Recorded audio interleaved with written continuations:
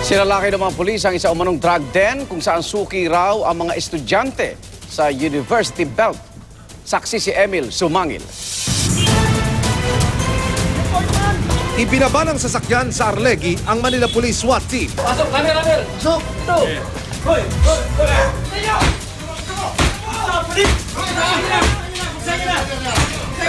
At tinumbok ang target, ang paupahan na nasa dulo na deklarado ng condemned structure.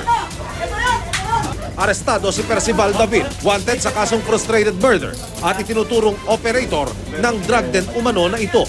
Sige nga po. Ayan, may informante oh. Ayan, ayan. Nasaan? Andun, sa kabila. Ang isa pa sa mga target, umakyat sa bubungan. Sikat. Agod.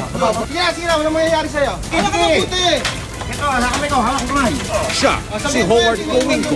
Ginagawa mo sa bubong? Yung kalapati ho. Magpapakain.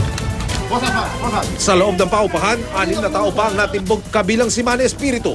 Kilala raw na tulak ng shabu. Ito po yung isa sa mga target area na nilusob ng Manila Police District kanina lamang. At sinasabing drug den. Dito po sa ikalawang palapag.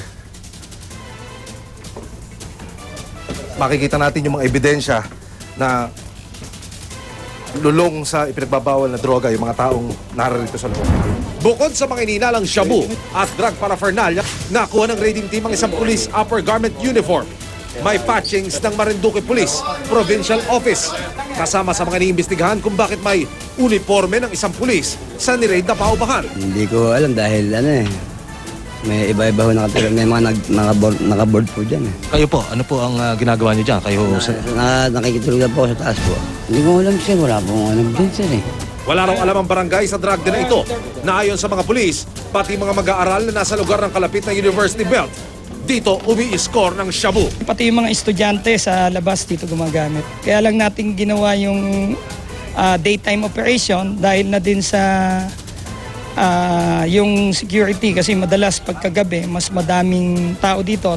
Irerekomenda ng MPD na mabuwag ang istruktura. Ako si Emil Sumangil, ang inyong saksi.